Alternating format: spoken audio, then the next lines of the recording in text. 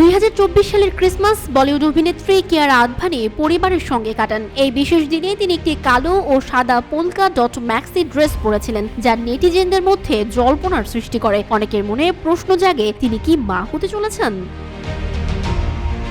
এই জল্পনার পেছনের কারণ হলো আনুশকা শর্মা এবং নাতাশা স্ট্যানকোভিচের মতো সেলিব্রিটিরা গর্ভাবস্থার ঘোষণা দেওয়ার সময় পোলকা ডট পোশাক পরেছিলেন। কিয়ারার পোশাক দেখে অনেকে অনুমান করছেন তিনি হয়তো অন্তঃসত্ত্বা, যদিও এখনো এই বিষয়ে কোনো আনুষ্ঠানিক ঘোষণা আসেনি।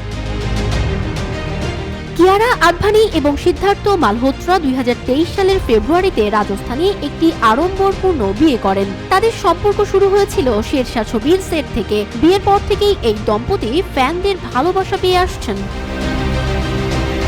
যদি কিয়ারা আদভানি সত্যি মা হতে চলেন, তবে এটি হবে তাদের জীবনের একটি বড় সুখবর। তবে এখনো পর্যন্ত এই বিষয়ে কোনো নিশ্চিত তথ্য নেই। ফ্যানরা অপেক্ষায় থাকলেন কখন এই দম্পতির কাছ থেকে আনুষ্ঠানিক ঘোষণা আসে। এদিকে কিয়ারা আদভানি আগামী দিনে রামচরণের সঙ্গে গেম চেঞ্জার ছবিতে দেখা যাবেন, যা 2025 সালের 10 জানুয়ারি মুক্তি পাবে। অন্যদিকে সিদ্ধার্থ মালহোত্রা জাহ্নবী কাপুরের সঙ্গে পরম সুন্দরী ছবিতে অভিনয় করছেন। ফ্যানদের জন্য এখনো অপেক্ষার পালা। কিয়ারা আদভানি এবং সিদ্ধার্থ মালহোত্রার জীবনে নতুন কোনো সংযোজন আসছে কিনা তা সময়ই বলবে। সঞ্জিদা আফরিন সোনিয়া, রূপালী বাংলাদেশ।